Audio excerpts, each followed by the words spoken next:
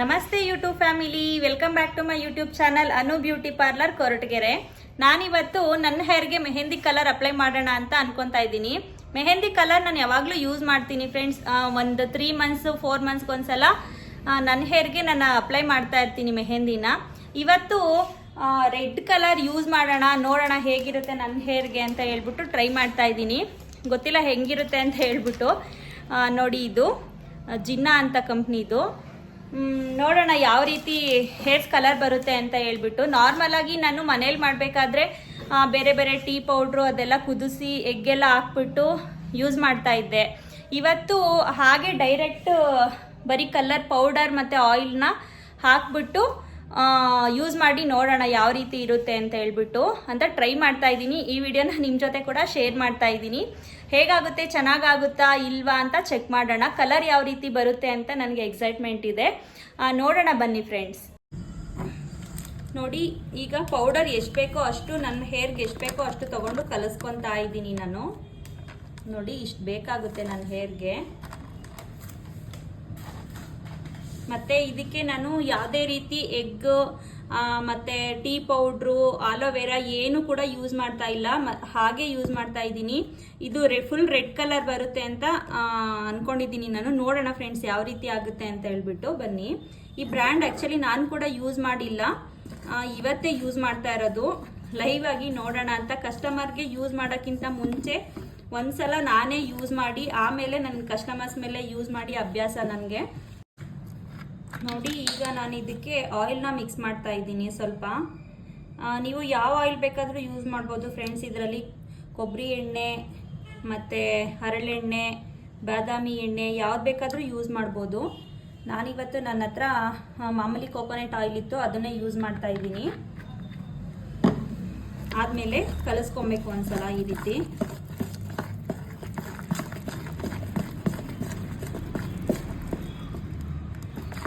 ಇನ್ನೊಂದು ಸ್ವಲ್ಪ ತೆಳ್ಳಗಾಗಿ, ಗಟ್ಟಿ ಇದೆ ಇದು, ಇನ್ನೊಂದು ಸ್ವಲ್ಪ ತೆಳ್ಳಗೆ ಕಲಿಸ್ಕೊಬೇಕು. ಇನ್ನೊಂದು ಸ್ವಲ್ಪ ನೀರು ಹಾಕಿದ್ರೆ ಸಾಕಾಗುತ್ತೆ ಇದಕ್ಕೆ.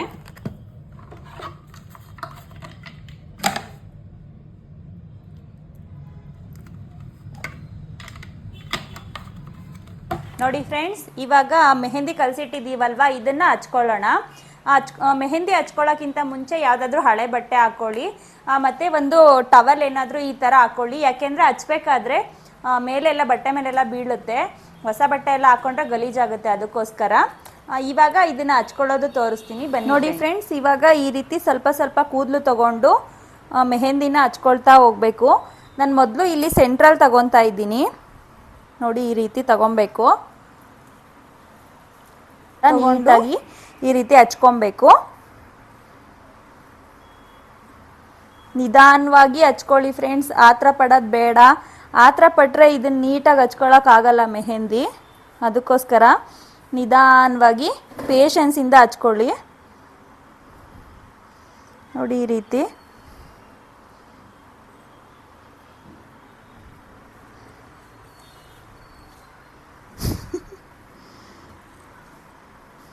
ನೋಡಿ, ಈಗ ಹಚ್ಚಿದ್ದಾದ್ಮೇಲೆ ಇದನ್ನು ಈ ರೀತಿ ನೋಡಿ ಹೀಗೆ ರೌಂಡ್ ಮಾಡಬೇಕು. ಹಿಂಗೆ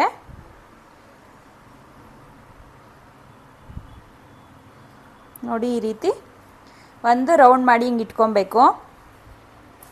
ಈಗ ನೆಕ್ಸ್ಟು ಸ್ವಲ್ಪ ಪಕ್ಕ ಪಕ್ಕ ಕೂದಲು ತಗೊಂಡು ಸೇಮ್ ಇದೇ ರೀತಿ ಹಚ್ಕೊಳ್ತಾ ಹೋಗ್ಬೇಕಾಗುತ್ತೆ.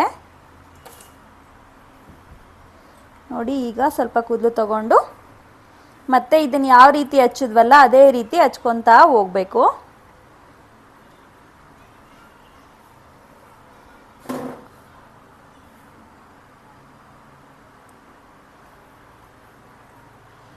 ನೋಡಿ, ಹಚ್ಚಿದ್ದಾದ್ಮೇಲೆ ಮತ್ತೆ ಇಲ್ಲಿ ರೌಂಡ್ ಸುತ್ತಿಟ್ಟಿದ್ದೀವಲ್ವಾ, ಅದಕ್ಕೆ ಈ ರೀತಿ ಸುತ್ತಬಿಡ್ಬೇಕು. ಈ ರೀತಿ ನೋಡಿ, ಹೀಗೆ ಸುತ್ಕೊತ ಇದೇ ರೀತಿ ಎಲ್ಲ ಕೂದಲೂ ಸುತ್ಕೊಂಡು ಹೋಗಬೇಕು.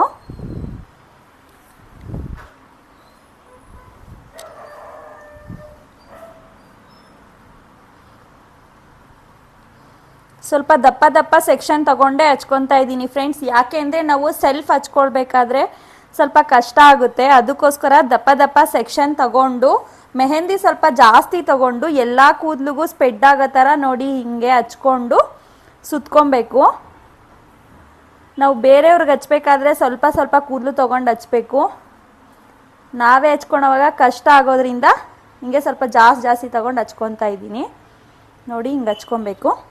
ಮತ್ತು ಸ್ವಲ್ಪ ಮೆಹಂದಿ ತಗೊಂಡು ಈ ರೀತಿ ಎಲ್ಲ ನೀಟಾಗಿ ಇದು ಹಚ್ಕೊತಾ ಇದ್ದೀನಿ ನೋಡಿ ಹಿಂಗೆ. ಮತ್ತು ಇವಾಗ ಸ್ವಲ್ಪ ಕೂದಲು ತೊಗೊಬೇಕಿಲ್ಲಿ.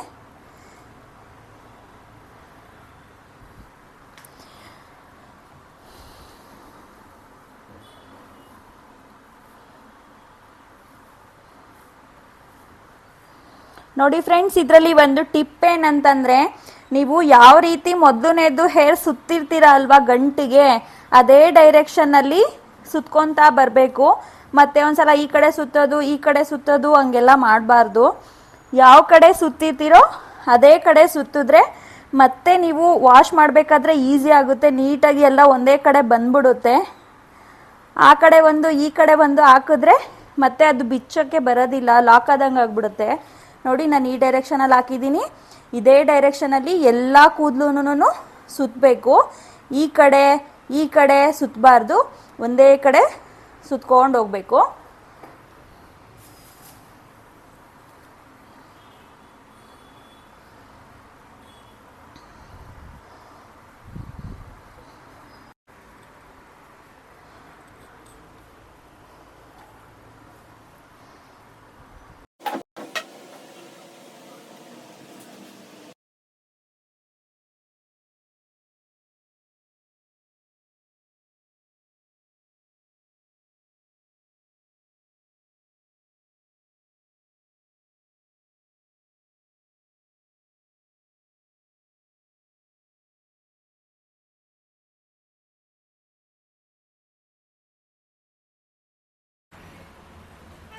ಓಕೆ, ನೋಡಿದ್ರಲ್ಲ ಫ್ರೆಂಡ್ಸ್ ಯಾವ ರೀತಿ ಮೆಹಂದಿ ಹಚ್ಕೊಳ್ಳೋದು ಅಂತ ಹೇಳ್ಬಿಟ್ಟು.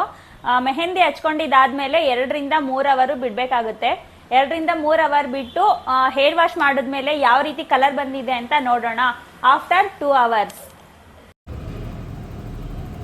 ನೋಡಿ ಫ್ರೆಂಡ್ಸ್, ಆಫ್ಟರ್ ಹೇರ್ ವಾಶ್ ಈ ರೀತಿ ಆಗಿದೆ ಹೇರ್ ಕಲರು. ನೋಡಿ ಒಂದ್ಸಲ.